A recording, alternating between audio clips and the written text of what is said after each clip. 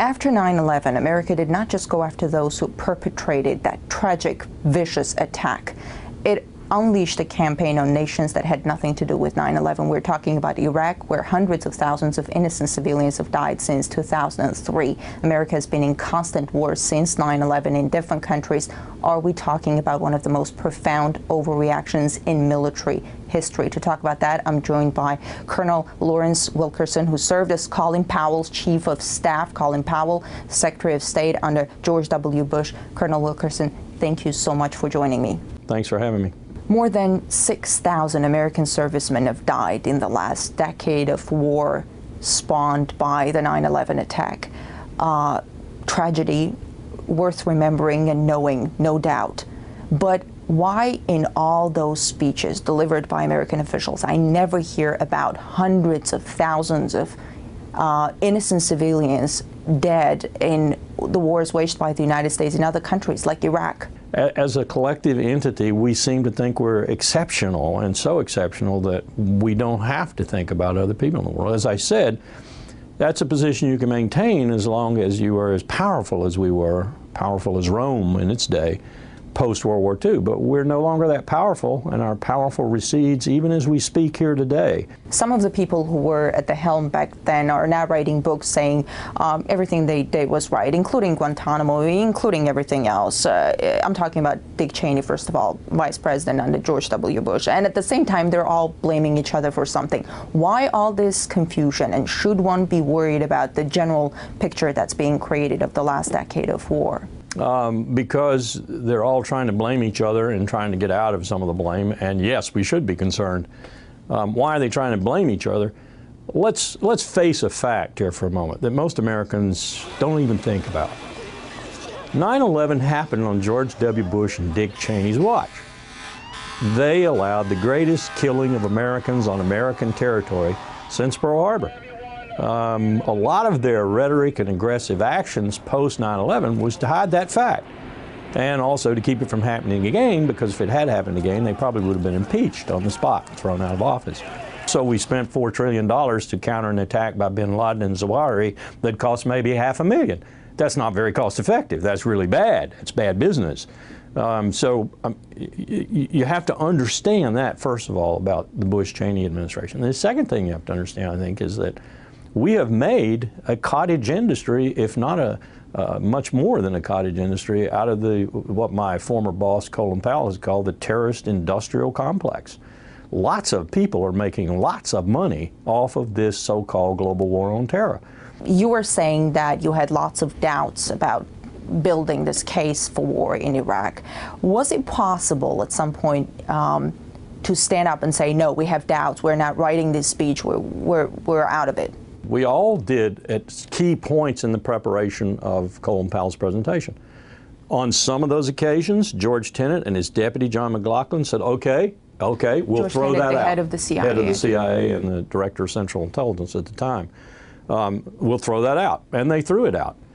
The real essence of that presentation, though, they preserved, they being George Tenet and John McLaughlin, and I think under some strong influence from the Vice President's office, they preserved, and that was the mobile biological laboratories, that was the active nuclear program, as symbolized by the aluminum tubes, and it was the existing chemical stocks and connections, hard connections, between Al-Qaeda and Baghdad. Those were the real falsehoods in that briefing that George Tenet and John McLaughlin, the representatives of not just the U.S. intelligence community, but of Israel, France, Britain, Jordan, and a host of others who were feeding intelligence into us. That's what they said was sacrosanct. They said that is the case. That is what Saddam Hussein is doing. Only later did we learn that even those elements of his presentation were composed of half-truths, falsehoods even, and I think today, after doing more research, outright lies. Lies created in the Defense Department under Undersecretary of Defense for Policy Doug Feith and his special Iraq team. Why? And lies created in the Vice President's office. Why, in your opinion? Because they wanted, for the same reason that in the summer of 2002, I have discovered that the emphasis on enhanced interrogation techniques changed subtly from being to try and find out if another attack were coming. After all, a lot of time had expired. If another attack were coming, it would have come. In the summer of 2002, it shifted subtly to enhanced interrogation in order to find out if Baghdad had contacts with al-Qaeda. So we were actually torturing people, not under the so-called smoking gun argument that we might have another attack so it was justified. We were torturing people so we could attack Iraq and convince the American people we should do so. That's how drastic it got. Now ask me why they wanted to go to war with Iraq and I'll give you a half a dozen answers. If it's Douglas Feith, it's protection of Israel.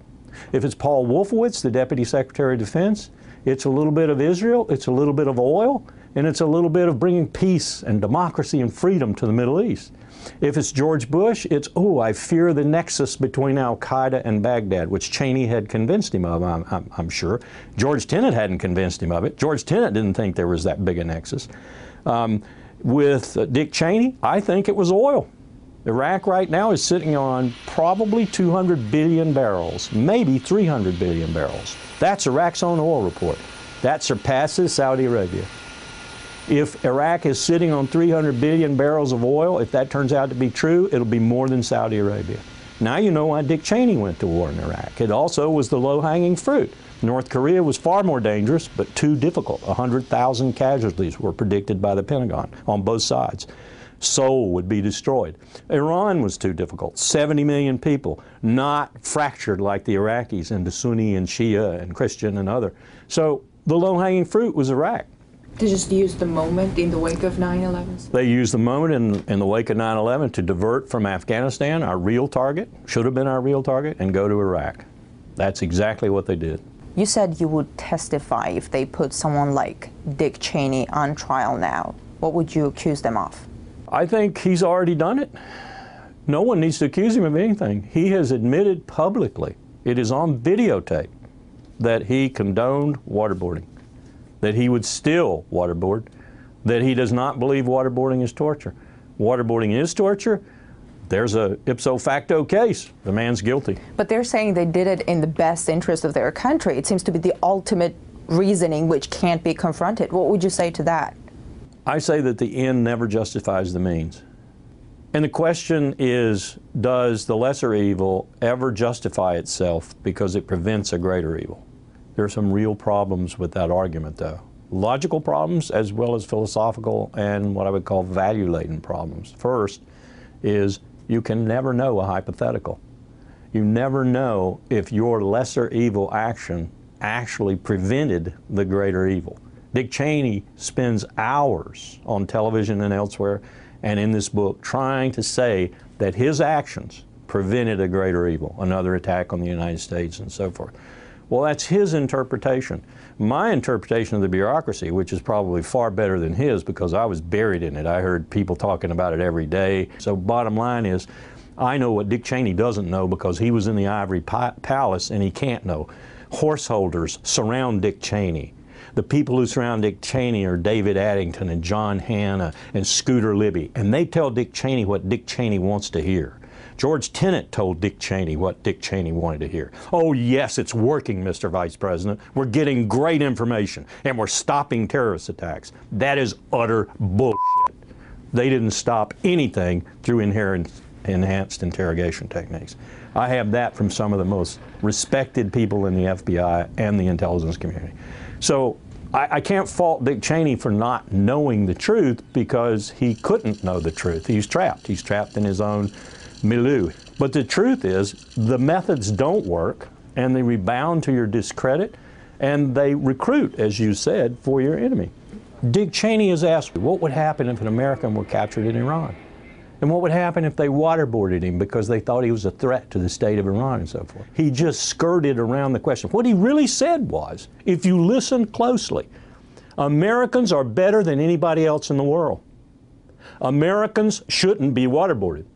But anybody else, we can waterboard, especially if we're Americans doing it. That's essentially what Dick Cheney said. Now, here's the kicker.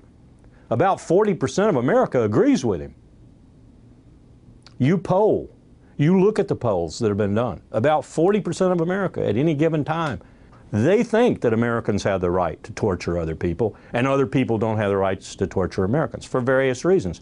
Most of them think it's that way because we have a bigger gun. That's why they think we can get away with it and do it, because we have a bigger gun.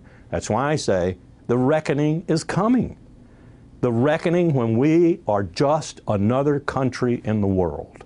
And that day is coming. It may not come in my lifetime, but unfortunately I think it's coming in my children and my grandchildren's lifetime. And this is going to be a hard time for Washington, because we no longer are going to have the money, we're no longer going to have the economic might, we're no longer going to have the military might and so forth to say to the world, we can torture you, but you can't torture us. Many say that America's response to 9/11 was one of the most profound overreactions in military history. Would you agree with that? I think initially it was proportional, it was rational, it was fairly well supported in the international community, and it was sound. Yes, the initial reaction. What we should have done was gone to Afghanistan as we did what we did. About 6 months later, said, okay, here's your government, Karzai, you've got it. Go ahead and run your country as best you can. We'll give you economic and financial support from afar. We're going home. Oh, by the way, footnote, if you entertain terrorists in this country again, we'll come back and do it again. In what way could that overreaction backfire? I think it already has. And this is a profound change, really, that's happened since World War II. It's been creeping up on us, and now with Libya, it's here. We have an executive power that is beyond any check by the people, by the Congress, or by the courts for war. We can go to war at the drop of a coin. It matters not that the Obama administration, and I have to say I voted for President Obama, it matters not that they have protested rather futilely and idiotically, really, that they weren't involved in hostilities, that the War Powers Act was not relevant and so forth. It certainly was. Anytime you kill people for state purposes, the War Powers Act is relevant and the Constitution is relevant. We've reached a point now where the President of the United States can kill people for state purposes anytime he or she feels the need. James Madison said very eloquently, when you combine the power to initiate war with the power to execute it, you have achieved tyranny. That is a very profoundly worrying situation in this that's happened in this country.